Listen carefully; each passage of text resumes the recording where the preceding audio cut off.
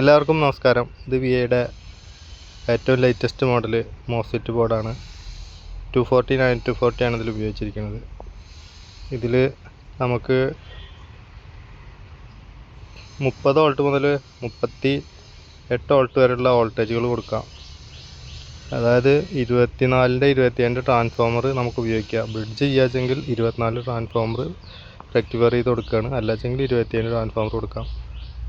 നല്ല sound quality ഉള്ള ഒരു മോഡലാണ്. മാർക്കറ്റിലെ ബോർഡിൽ നിന്നും വ്യത്യസ്തമായ സർക്യൂട്ടാണ് ഇതിൽ വന്നിരിക്കുന്നത്. നമുക്കത് ബ്രിഡ്ജ് ചെയ്യാനും പറ്റും, സ്റ്റീരിയോ ആയിട്ട് ഉപയോഗിക്കാനും പറ്റും.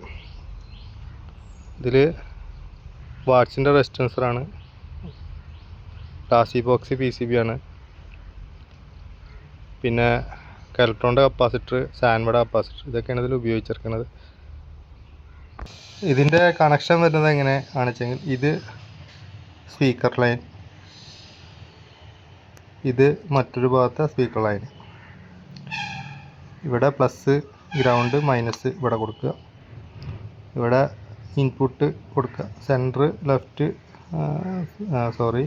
First left audio, centre ground, ഈ ഭാഗത്തുള്ള റൈറ്റ് ഓഡിയോ. പിന്നെ ബ്രിഡ്ജ് ചെയ്യണമെന്ന് വെച്ചെങ്കിൽ നമുക്കിവിടെ ബ്രിഡ്ജ് എന്നുള്ളൊരു പോയിൻ്റ് ഉണ്ട്. അതായത് ഇവിടെ ഒരു പോയിൻ്റ് ഉണ്ട്. ഇവിടെ നിന്നൊരു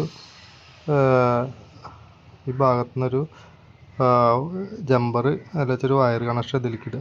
ഈ ഭാഗത്തേക്ക് ഇവിടെ ബ്രിഡ്ജ് എഴുതിയിട്ടുണ്ട്. ബ്രിഡ്ജ് എന്നുള്ള പോയിന്റിലേക്ക് കൊടുക്കുക. പിന്നെ ഇൻപുട്ട് ഷോർട്ട് ചെയ്യണം.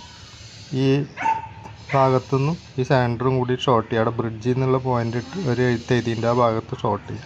അപ്പോൾ ബ്രിഡ്ജ് ആവും. ബ്രിഡ്ജ് പിന്നെ സബ് വൂഫറിൻ്റെ ലൈൻ എടുക്കുന്നത് ഈ രണ്ടാമത്തെ പോയിൻറ്റും ഈ ഭാഗത്തെ രണ്ടാമത്തെ പോയിൻറ്റും കൂടി എടുക്കുക. ഇവിടെ പ്ലസ് എന്ന് എഴുതിയിട്ടുണ്ടാവും, സ്പീക്കർ പ്ലസ് ഇവിടെ എഴുതിയിട്ടുണ്ട്.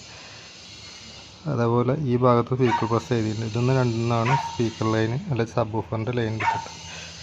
Okay, thank you.